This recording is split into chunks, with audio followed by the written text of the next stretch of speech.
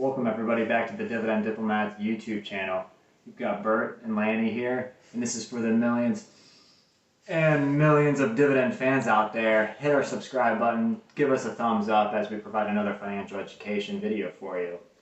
Today it's really about how do we research and find an undervalued dividend stock out there when we make our undervalued dividend stock purchases. And for any resource that we mention, any other topics or titles that we discuss here, all of those links to articles that we have written will be in the description. So please don't hesitate to follow there afterwards and go look at the articles that we've written. Yeah. Over the last 8+ years, we have been using the trusted Dividend Diplomats Dividend Stock Screener to help us identify all of these undervalued dividend stocks we invest in. We have broken it down to 3 critical and simple metrics to use to help you find these undervalued dividend growth stocks. So every time we build a watch list, whether we're up late just looking for a new stock to find the next day to invest in, it all starts at the same place with these 3 metrics. So that's the end. The goal is to make it as quick, easy, and efficient as possible to invest in stocks, and that's what we've hopefully done for you with our stock screener. Remember, this is just an initial stock research that you are doing. You definitely need to perform additional due diligence and stock research in order to perform a sound financial decision, as we do not want to get sued. Yes, that would be greatly appreciated, and I'm sure our wives would like that too. As you can see on the screen, here are the 3 metrics of the Dividend Diplomat Stock Screener. We're going to go through each of these metrics in detail throughout the video, so please don't feel like you need to get out your pens and pencils and your notepads and write everything down now. There'll be plenty of time to cover this later on. The 3 simple metrics are price to earnings ratio, dividend payout ratio, and history of dividends and dividend yield. Nice. Wait, only 3 metrics? Are you sure about that? That's it? Yeah, not 1, not 2, but 3 simple dividend metrics make up our dividend stock screener.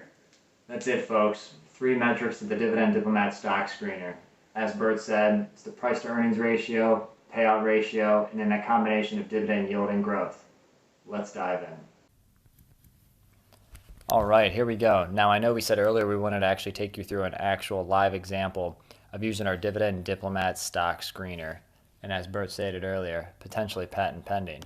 Now, the website that we had, stated earlier of what we like to use in researching our undervalued dividend stock is going through finviz.com. So finviz.com. And, this really provides a nice research tool and is a way for you to easily screen out dividend stocks and those that are undervalued.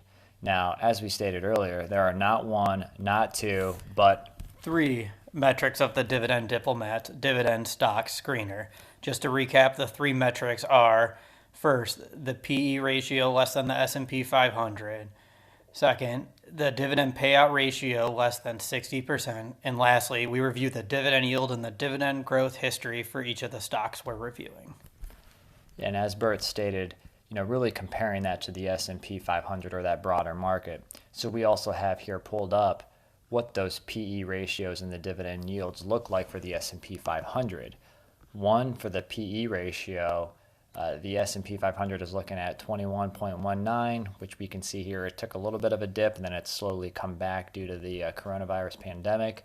And the dividend yield is hovering just a hashtag or hair above the 2% mark. So therefore, those are some of the metrics that we'll use in our stock screening metrics here. And, Bert, why do we use the dividend payout ratio below 60% again? It's a good metric here to kind of assess the safety of the dividend because, again, Lanny covered this earlier in the video. It is unsustainable for a company to pay out more of a dividend than they earn. So in the example, if a company pays out a dividend of $4 a share but only earns $3 a share, you can't sustain that in the long run. It's just not possible. So 60% threshold allows us to give a nice healthy reward to shareholders, but also allows the company to reinvest in the company itself, and then give us a nice little cushion of safety to keep us below that 100% threshold. Right. So now back during the stock screener here on FinViz, we'll start here looking at the dividend yield, and we'll first start with over a 2 yield. Next, we'll go over to the fundamental tab, and there's the forward price to earnings ratio metric, which we described earlier that you really must know what's going to happen going forward with the earnings per share, hence the forward price to earnings ratio.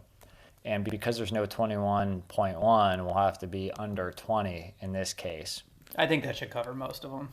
Yeah, and then here we will select the under 60% threshold here for the dividend payout ratio. So after we input our initial stock screener, we have a population of, 435 dividend stocks to choose from. And I don't know if you noticed that earlier, but we actually started at over 7,000 stocks on the screening tool. Therefore, from just using these 3 dividend metrics, we've already drilled out and cleared out almost 7,000 companies. Yeah, I think that took, less than a minute to get to this as well, too? You got that right, Bertie. Now, if we go to the descriptive tab, I also like to throw in another one because I know I typically don't like to, for lack of a better words to say, pick a small company that really doesn't have the history. So I go to the market cap tab, and I'll actually choose something over, usually I use over $2 billion in market capitalization. And on a side note, the market cap is really just the outstanding shares times the stock price. So you can see there, we even cut that down in almost half from over 400 companies to just a hair over 200 companies to screen. Yeah. So now that we have our full population, the nice thing about FinViz and why we love doing this is because it allows you to create custom views so you can start sorting and slicing through the data in any way you want.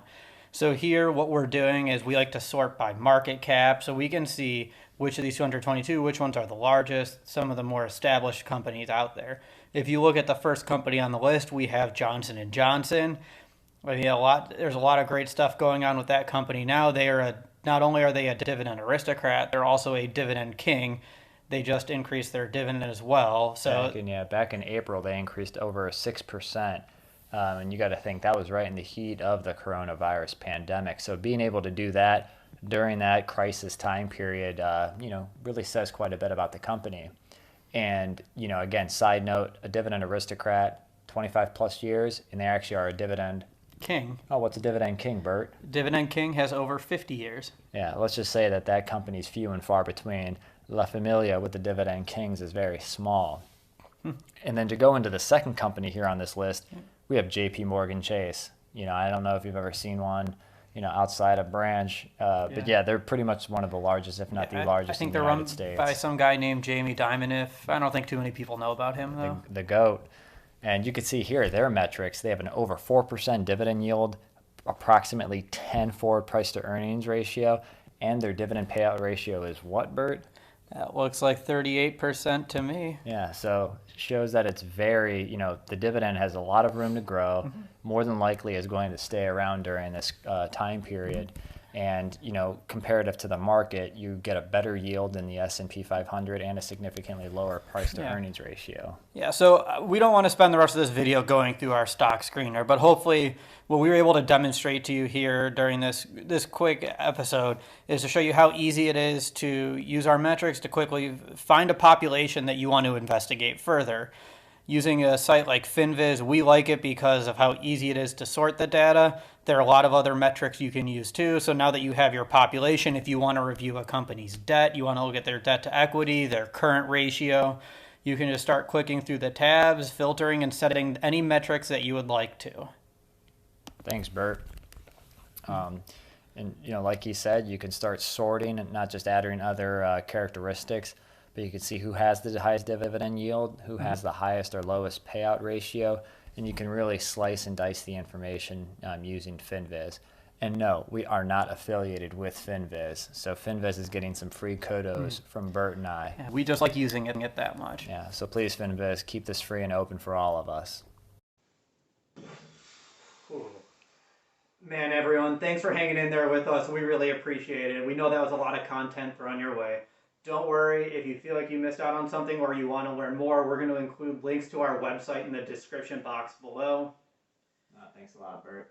And again, smash that subscribe button, give us a thumbs up. Remember to reach out to us on Twitter, Instagram, and Facebook. We'll include all the links to our accounts there.